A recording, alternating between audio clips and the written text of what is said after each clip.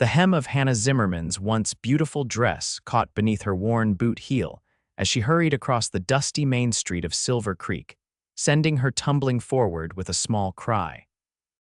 Scrambling to her feet, she felt the distinct ripping sound that confirmed her worst fear: the dress, already patched in 3 places and faded from too many washings, had torn straight up the side seam, exposing her petticoat and a good portion of her leg. "Oh no," she whispered, frantically gathering the torn fabric in her fist. This was her only proper dress, saved for town visits from her small homestead outside Silver Creek. Having arrived in Colorado Territory just 4 months prior in the spring of 1878, Hannah had yet to earn enough from selling her preserves and baked goods to afford new fabric. "Well, would you look at that?" came a shrill voice from the boardwalk. Vera Simmons, wife of the mercantile owner, stood with 2 other well-dressed women, pointing openly at Hannah's predicament. It seems some people don't know when they've fallen too far to show their faces in proper society. Hannah felt heat rising to her cheeks. At 22, she'd known hardship before losing her parents to influenza back in Pennsylvania, had taught her that life could be cruel, but the public humiliation stung worse than she'd expected. Perhaps she could fashion herself a dress from a potato sack, suggested one of Vera's companions, sending them into peals of laughter. It might be an improvement. Hannah wanted to run, but dignity kept her rooted to the spot. She'd come to town with the last of her preserves to sell, hoping to earn enough for flour and sugar. Running home meant another week without necessities. "That's quite enough, ladies," came a deep voice from behind her. Hannah turned to find herself looking up into the face of a tall man with warm brown eyes and a serious expression. Tanner O'Malley was known throughout the county as one of the most skilled horse trainers in Colorado Territory. His ranch, the Lazy T, was modest compared to some, but his reputation for fairness and hard work preceded him. At 28, he'd built himself a respectable life, though many wondered why he hadn't taken a wife. Without hesitation, Tanner removed his long duster coat and gently wrapped it around Hannah's shoulders, completely covering her torn dress. "There now," he said quietly for her ears alone. "That should do until you can mend it proper." The women on the boardwalk fell silent, their smiles fading as they recognized Tanner. He was well respected in town, and his clear disapproval made them shift uncomfortably. "Thank you," Hannah managed, clutching the coat around herself. It smelled of leather, pine, and open air, nothing like the musty scents of her small cabin. Tanner tipped his hat toward the gossiping women. "Ladies, I believe Pastor Williams was just saying he needed volunteers to clean the church before Sunday services. I'm sure he'd appreciate your energy being directed toward something beneficial." The women scattered, muttering excuses as they departed. Hannah stared at the ground. "I should be going. I have preserves to sell before heading back." "I'll walk with you," Tanner offered, falling into step beside her. "Those jars look heavy." "I can manage," she said automatically, the independence that had kept her alive these past months asserting itself. "I don't doubt it, Miss Zimmerman, but a gentleman offers assistance when he can." Hannah looked up in surprise.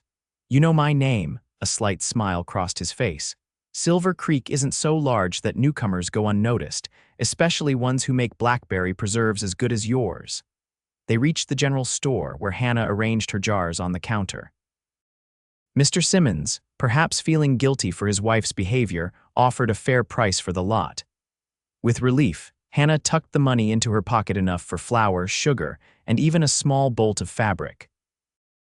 As they stepped back onto the street, the sounds of a fiddle and harmonica drifted from the direction of the town hall. "Sounds like they've started early," Tanner observed. "Started what?" "The harvest dance. First Saturday of September, always has been." He studied her for a moment. "You weren't planning to attend," Hannah gestured to her hidden torn dress. "I'm hardly presentable." Tanner's eyes crinkled at the corners. "You're wearing the finest duster coat this side of the Rockies, Miss Zimmerman. And I believe the owner of that coat would be honored if you'd accompany him to the dance." Hannah started to refuse, but something in Tanner's expression made the words die in her throat. It had been so long since she'd enjoyed herself, since she'd done anything but work from sunrise to sunset trying to make her small homestead viable. "I couldn't possibly, just one dance," he said softly. "Then I'll see you safely home." Perhaps it was the kindness in his eyes or the way he'd stood up for her against the town gossips, but Hannah found herself nodding. One dance. The town hall was transformed with lanterns and wildflowers, the wooden floor cleared for dancing. As they entered, Hannah felt eyes turn toward them and she clutched Tanner's coat more tightly around herself. "Tanner, about time you showed up," called a burly man Hannah recognized as the blacksmith. "We need you to settle a bet about that new stallion of yours." "In a moment, Joe," Tanner replied, his attention still on Hannah. "First, I believe I promised this lady a dance." The fiddle struck up a lively reel, and before Hannah could reconsider, Tanner had led her onto the floor. His hand was warm at her waist, respectful but secure. "I don't remember much about dancing," she admitted. "Just follow my lead," he said, and then they were moving. Hannah had expected to feel awkward and exposed, but instead she found herself laughing as Tanner guided her through the steps. His confidence was contagious, and soon she forgot about her torn dress beneath the coat, about the whispers that followed them around the room. One dance turned into two, and then three. During a break, while the musicians refreshed themselves, Tanner brought her a cup of punch. "You're full of surprises, Miss Zimmerman," he said. "For someone who claimed not to remember dancing, you move like you were born to it." Hannah sipped the sweet punch, savoring its tartness. "My father taught me back in Pennsylvania, before," she trailed off. "Before you lost them," Tanner finished gently. "I heard about your circumstances from Reverend Williams. It takes courage to start over alone." Hannah was spared responding when Mrs. Peterson, the baker's wife, approached with a warm smile. "Hannah, dear, I've been meaning to speak with you about your apple tarts. Would you consider selling me your recipe? My customers have been asking for something new." Before the night was over, Hannah had secured an arrangement to supply Mrs. Peterson's bakery with pies and tarts twice weekly. It wasn't a fortune, but it was steady income that would make all the difference. As promised, when the dancing wound down, Tanner escorted Hannah to her wagon. The night air had grown chilly, and Hannah was grateful for the warmth of his coat. "Thank you for the kindest evening I've had since arriving here," she said as they reached her wagon. "The pleasure was mine," Tanner replied, "though I believe this belongs to you." He handed her a small parcel wrapped in brown paper. "What is this?" "I asked Mrs. Wilson to pick out some fabric while we were dancing, for your dress." Hannah stared at the package, then at Tanner. "I can't accept this. Consider it payment in advance. My ranch hands have been complaining about my cooking for months." "I thought perhaps you might be willing to bake for us occasionally. We'd pay fair wages." Hannah recognized the offer for what it was, not charity but an opportunity. Pride warred briefly with practicality before she nodded. "I accept. Thank you, Mr. O'Malley." "Tanner," he corrected. "And I'll be by tomorrow to fix that loose board on your porch." "I never mentioned a loose board." His smile was gentle. "I've ridden past your homestead, noticed it needed attention." Hannah should have been offended at his presumption, but instead she felt a warmth that had nothing to do with his coat still wrapped around her shoulders. "Until tomorrow, then," she said. Tanner helped her into the wagon and handed her the reins. "Until tomorrow, Hannah." As promised, Tanner arrived the next day with tools and lumber. Hannah watched from her open doorway as he replaced not just the loose porch board, but also reinforced the steps and fixed a shutter that had been hanging crooked since she'd arrived. "You didn't have to do all this," she said, bringing him a glass of cool water from the well. Tanner accepted it gratefully, wiping sweat from his brow with his shirt sleeve. "My father always said a man's worth is measured by how he treats those who can offer him nothing in return." "And is that what I am? Someone who can offer you nothing?" The question came out more sharply than she'd intended. Tanner studied her for a long moment. "I think you're someone who's been offering pieces of herself to survive until there's almost nothing left. I'd like to see what happens when someone offers something to you instead." After that day, Tanner became a regular visitor at Hannah's small homestead. True to their arrangement, she baked for his ranch hands twice weekly, earning more in a month than she had in her first 3 months combined. With the money, she purchased chickens for eggs, better tools for her garden, and yarn to knit items for the coming winter. The torn dress had been mended and now hung alongside two new ones, made from the fabric Tanner had gifted her, and supplemented with trim she'd purchased herself. Each time Tanner visited, Hannah noticed he would glance at the duster coat she'd hung by the door, ready to return to him, but he never asked for it back. As autumn progressed, Tanner brought Hannah to town for the occasional social gathering. The same women who had mocked her now greeted her warmly, though Hannah harbored no illusions about their sudden change of heart. It was Tanner's regard that protected her, and she wasn't entirely comfortable with the dependency that created. "You're quiet tonight," Tanner observed one evening as they sat on her porch, watching the sunset paint the distant mountains. He'd brought fresh venison from a hunting trip, and they'd enjoyed a hearty stew together. "I've been thinking," Hannah replied, gathering her courage, "about us." Tanner's expression remained neutral, though his eyes betrayed his interest. "What about us? People are talking. About why you spend so much time here. People always talk. Does it bother you?" Hannah traced the grain of the wooden porch railing with her finger. "It bothers me that I've become dependent on your goodwill. When we met, I was managing on my own." "Barely," Tanner pointed out. "There's no shame in accepting help. There is when I'm not sure of the reasons behind it." Hannah turned to face him fully. "Why did you help me that day, Tanner?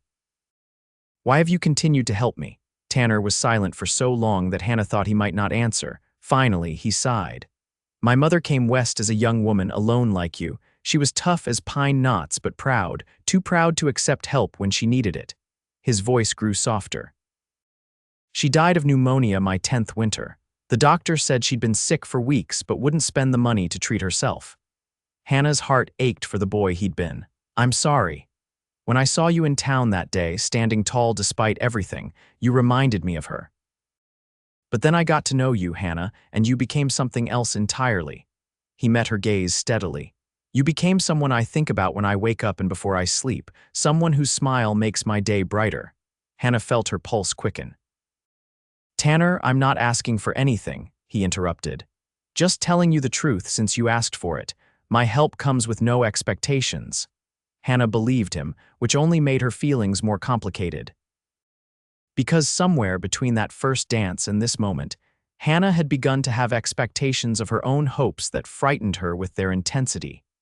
The first snowfall came early that year, blanketing the countryside in white overnight. Hannah woke to find her water barrel frozen and her woodpile dangerously low. After breaking the ice for water, she bundled up to collect more firewood from the small stand of trees behind her property. The snow was deeper than she'd anticipated, and the cold bit through her clothes as she gathered what wood she could find. By the time she returned to the cabin, her fingers were numb and her teeth chattering.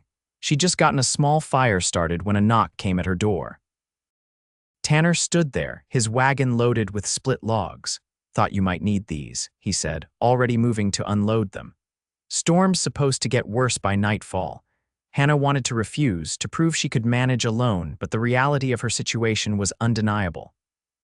"Thank you," she said simply, and helped him stack the wood along the side of her cabin. Working together, they finished quickly. Hannah invited him in for coffee, grateful for both the company and the warmth his presence seemed to bring to her small home. "The pass to Silver Creek might be blocked for a few days," Tanner said, warming his hands around the coffee cup. "Do you have enough supplies?" Hannah nodded. "Thanks to you and Mrs. Peterson, I'm better prepared than I've ever been." "Good." Tanner seemed hesitant, which was unusual for him. "Hannah, there's something I need to ask you." Her heart skipped a beat. "Yes, my nearest neighbor, old Jim Farley, fell last week, broke his hip. His daughter's coming from Denver to care for him, but she can't manage his place. He's offered to sell it to me." Hannah felt a strange disappointment. "That's wonderful. His land adjoins yours, doesn't it?" "It does." Tanner set down his cup.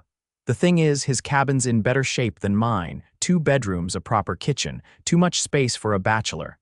Hannah didn't understand where this was leading. "I'm sure you'll grow into it." "I was hoping we might grow into it together." The words hung in the air between them. Hannah stared at him, unsure she'd heard correctly. "Hannah Zimmerman, I'm asking if you do me the honor of becoming my wife." Tanner's voice was steady, but she could see the vulnerability in his eyes. I know it hasn't been long and you value your independence. I'm not asking you to give that up. We could be partners in every sense. Hannah's mind raced. Is this because of the storm? Because you're worried about me out here alone, Tanner shook his head. I've been carrying this question for weeks. The timing just never seemed right. He reached across the table to take her hand. I love you, Hannah. I think I started falling for you the moment you stood up to those gossips, torn dress and all. Hannah looked down at their joined hands, calloused from work but gentle with each other. I've been alone so long, she whispered. I'm not sure I remember how to be anything else. We can figure it out together, Tanner said. Day by day. Hannah thought of all the moments that had led to this one, the humiliation in town, the dance that had changed everything, the quiet evenings and shared work that had followed. She thought of how Tanner had never made her feel like a charity case, how he'd always treated her as an equal. Yes, she said finally, a smile breaking across her face like sunrise. Yes, I'll marry you. The blizzard lasted 3 days, during which Tanner stayed in Hannah's small barn, checking on her frequently but maintaining propriety. When the snow finally stopped, they made their way to Silver Creek to share their news and speak to the minister. They were married 2 weeks later in the same town hall where they'd first danced. Hannah wore a new dress she'd made herself, and Tanner wore his Sunday best. Mrs. Peterson baked a cake, and even Vera Simmons offered congratulations that seemed genuine. As winter deepened, they moved into Jim Farley's old cabin, which quickly became their home.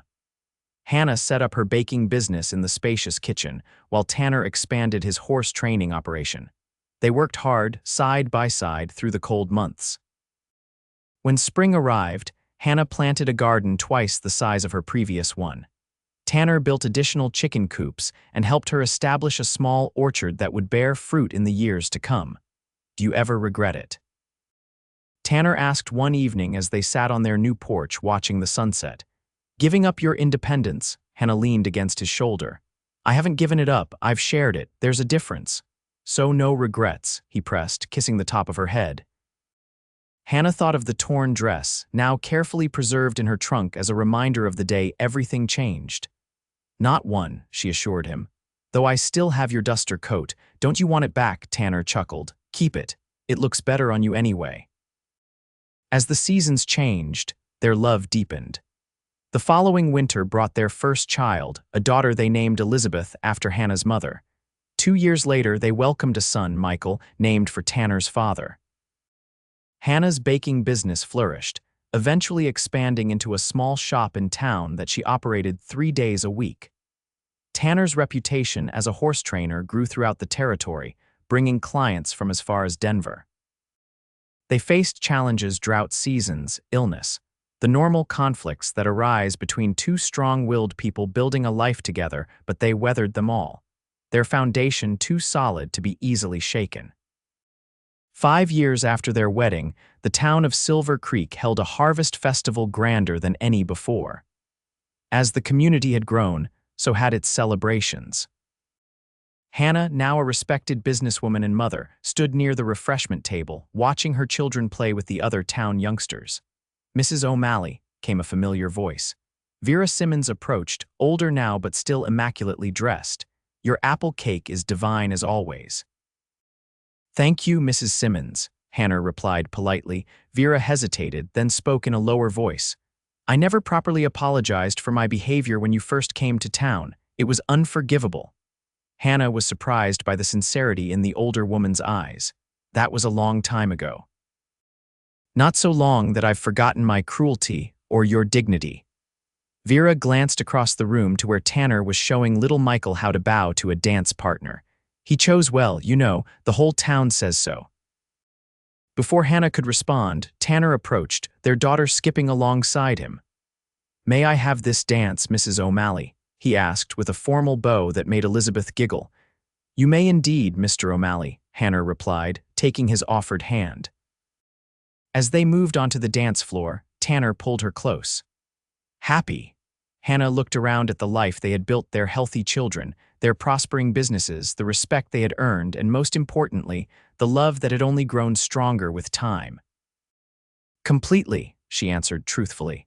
As the music swelled around them, Hannah thought of that day 5 years ago when a torn dress had seemed like the end of the world. How could she have known it would be the beginning of everything that mattered? What are you thinking about? Tanner asked, noting her smile. I was just remembering how we met, she said. How you wrapped your coat around me and asked me to dance. Tanner's eyes crinkled with the smile that still made her heart skip. Best decision I ever made. Mine too, Hannah whispered. And as they continued to dance beneath the harvest moon, she silently blessed the torn dress that had brought them together.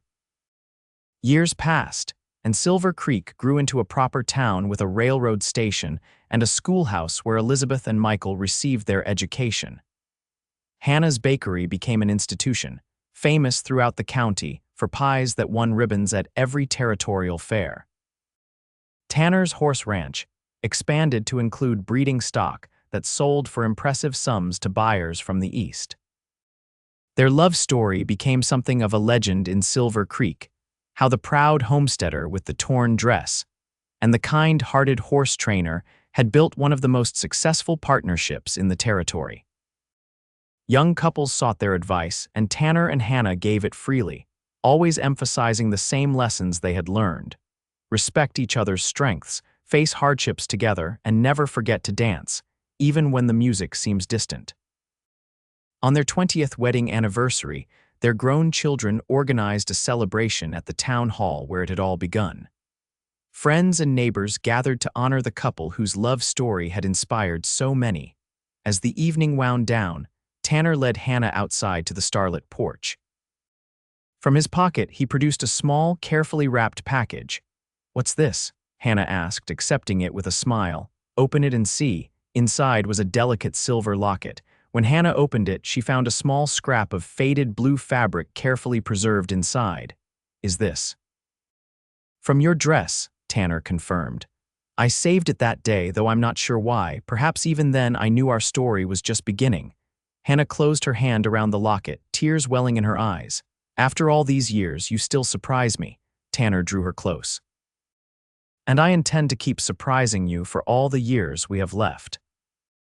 As they stood together under the Colorado stars, Hannah knew with absolute certainty that the torn dress had been the best misfortune of her life, the moment that had led her not to humiliation, but to the greatest love she could have imagined.